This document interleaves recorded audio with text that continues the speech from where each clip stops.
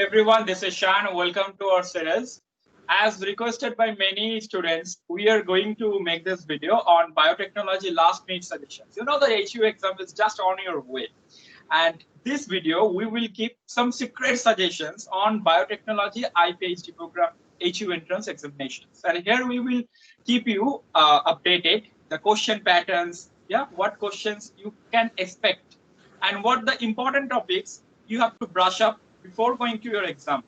And here today with us, Korok is here. Hi, Korok. Hi everyone. Hi Shayan. Good to see you. So Korok is IPHD student in Hyderabad University in biotechnology department. He has got a lot of experience on how to analyze the questions. How can you prepare yourself? How can you prepare your mind for the exam? What type of questions you can expect? What you have to cover before going to exam for the last minute preparation. That's why this video is important for your last minute brush up all your preparations. And Korok, can I request you to introduce yourself? Yeah, sure. Hi everyone. I am Korok, and I have recently completed my integrated MSc PhD, or I have completed my MSc degree in University of Hyderabad in biotechnology stream. I took admission there in the integrated MSc PhD course, and after this I have taken admission in CCMB for pursuing my research career. Yeah, Gaurav, congratulations from our channel for your pursuing PhD in Thanks a CCL. lot, man. That's a Thanks a great lot. institute, we know so. Thanks a lot. Yeah, Gaurav. So what about the courses? What about the MSc, integrated PhD and PhD in this department of HE? Yeah. The School of Life Science of University of Hyderabad has various departments related to different fields of biology, and among them, Department of Biotechnology and Bioinformatics provides three main courses in biotechnology field, which is MSc Biotechnology, Integrated MSc PhD Biotechnology, and PhD Biotechnology, of course. So this MSc Biotechnology, one can get into this MSc Biotechnology course via exams like SEEB, or this year this exam is known as GAT-B. So they can get into this by qualifying this exam and securing good ranks. Talking about the other two, the integrated PhD and the PhD, the university conducts separate exams to fill in students in these categories. And obviously, integrated PhD biotech, you get in a integrated PhD course with an exit policy, which means after MSc, you have the freedom to take an exit option and pursue your career in other institutes as well. Okay. So as the exam is very near, I don't want to go any other questions. I am directly going the questions pattern. What the question pattern difference between these three, and for integrated PhD, especially this video, can you explain the what's the question pattern expect? Yeah, sure. So question pattern, all questions for the integrated PhD biotechnology entrance exam are MCQs. No MSQs are there. Only one correct answer will be there for every question. The total full marks of the question is 80 marks. At our time it was 80 marks, but I had taken information that in the 2019 integrated PhD entrance exam, the total marks was 70. So it will differ between 70 or 80 something. The question paper will have two sections, mainly section A and section B, and each section will be having almost 40 questions each of 1 marks. And if you attempt any wrong answer, there is minus 0.33 negative. So you have to be cautious in that you attempt only those which you are sure about. So mainly this the paper which is said by the professors as well, they mainly give questions based on two subjects. First is obviously biological sciences, the whole area, and second they give a good emphasis to mathematics. By mathematics I do not mean very high level or class plus 2 level. If you brush up your class 10 level mathematics also, then it will be very fine enough to attempt questions and attempt them successfully. So, and along with that, some few 2 or 3 physics or chemistry questions you can expect. Very few will be there, but there may be 2 to 3 physics chemistry questions. Like if I go into the mathematics part, because many biology students are scared a bit with mathematics. So there are few parts of this mathematics. Some aptitude based questions may come. Like for example, I'll tell you a series of numbers are given. Then you are asked to predict the next number which will follow the series. Like those questions can come. Some questions like direction based, like for example, a man goes 40 kilometers south, then 30 kilometers north, and then 20 kilometers east. From where, how much is he distant from the initial point? Those kind of questions are very familiar in this entrance exam. Along with that, you should brush up the mensuration formulas. Questions come on such mensuration, depending on such mensuration formulas. And along with that, a bit of ratio proportion, if you can practice sums like that, it will be helpful for you.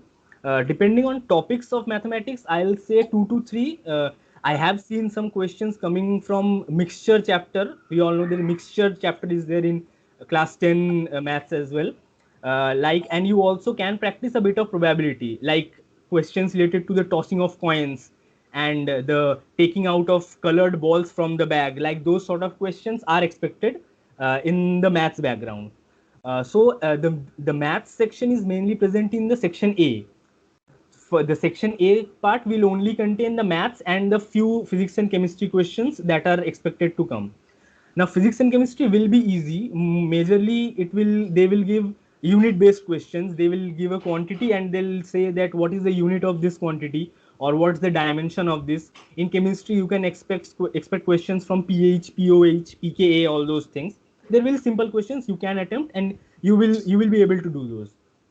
The second section B plays a major role because the whole biology section is there within that section. So if I talk about biological sciences section, you should study a few good topics such as, since it is biotechnology, so recombinant DNA technology is a major part of biotechnology. So restriction, all about restriction enzymes, they can ask you sums about restriction enzymes, like those things. You can also brush up your microbiome topics. Like I have seen them giving questions on bacterial doubling time. They will give you a certain doubling time of bacteria, that it's 20 minutes. In 5 hours, how many times it will divide? Like those sort of simple questions, but a bit of mathematics touch with it. They can give. And other than that, obviously, molecular biology is always an important topic in biological sciences, especially the enzymes related to molecular biology, DNA replication, DNA transcription, translation, which enzymes plays which role is being asked very frequently. Along with that, simple immunological techniques or simple immunological informations, questions based on antigen, antibody, what is the structure of antibody, and those sort of simple questions can come. You will be able to attempt those if you just revise it a bit. uh, Questions on lacoperon are expected because lacoperon, many labs work there on these sort of lacoperon kind of things using bacteria. So lacoperon questions are expected a lot. And one major thing is that you should go through the name of the bonds, like in DNA which type of bonds are present and these bonds are connecting which two molecules. Like those kind of questions are very common also, and they can be attempted very easily, and you can score marks attempting those questions. So just brush up for the last minute thoughts of biology part. And so yeah, majorly these consists of the total question paper. They give a total focus. And cell biology, which type of questions can I expect? Cell biology, I not very vast questions or very diverse questions are asked from cell biology, but yeah, you can take the information. You can have the information of the various cell organelles present, so like which one is double membrane, which one is single membrane, and which one does not have any membrane. So these kind of questions are a bit tricky and tend to confuse a bit. So these questions, if you go through, I think you will be able to score correctly in most of the questions in the whole paper. And mol biotechnique, which can I expect? You can expect some questions on cloning. On specific vectors, you can expect questions like we know some vectors like pet vector, or the ones which are well known.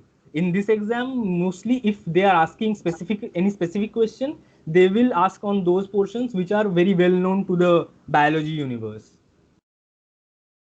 And immunology, very basics. You were saying that antibody and structures. Very basic. Anything else in any other portions of biology? Again, I can tell in microbiology, it is a bit difficult, but if it's possible, then you may go through some of the specific examples. like which bacteria lives in which condition, which one is thermostable, which one is thermolabile, which one is mesophil, which kind of nutrition they are taking. All, if you can remember those examples, it may be very beneficial for you, because one or two questions may come always from these. And biochemistry part, should I, or Yeah, biochemistry part is, biochemistry part, some questions are expected, but from biochemistry mainly related to amino acids, and specifically the thing that I mentioned, the bonds between the DNA. And another thing, if you are talking about carbohydrates, then you need to know those specific cleavage, specific sites, or like for example, in sucrose, which type of linkage is present, beta galactose glycosidic, or which type of linkage is present between which carbons. Those things are important to remember.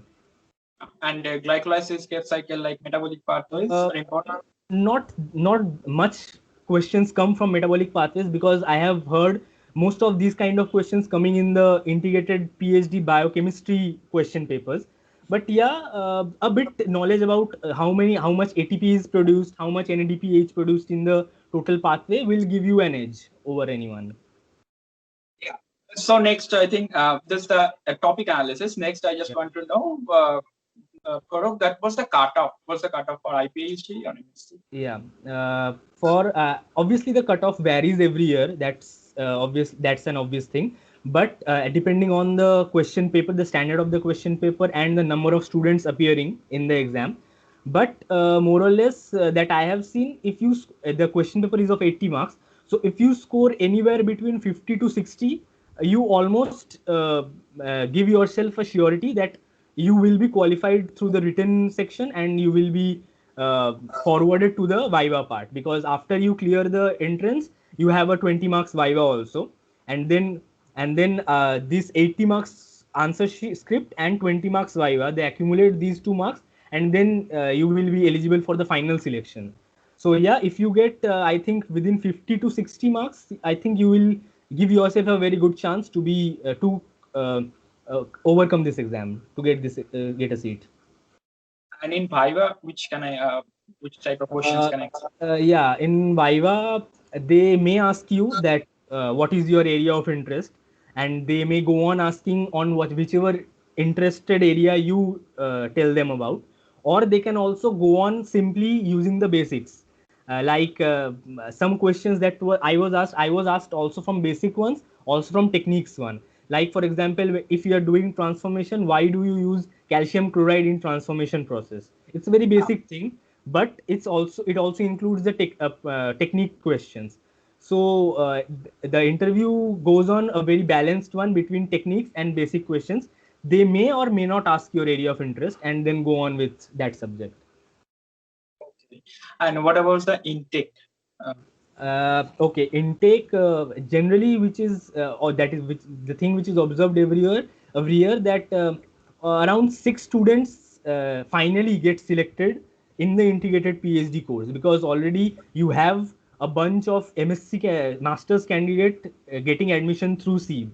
So, and the integrated PhD candidates who will be getting admission, they will do the classroom work, everything with them only. So here the intake capacity is a bit low. Around every year, I have seen that 6 students are admitted finally in the course.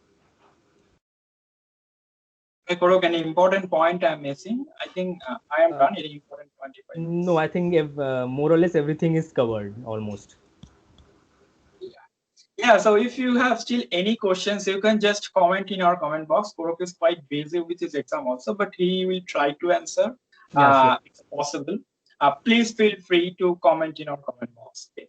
And thank you, Korok. Thank you very much for sharing with us the informations. Thank you. Thanks a lot. Thanks a lot for making me a part of it. Thank you. And congratulations once more for your Thanks a lot. PhD journey. Thanks a lot.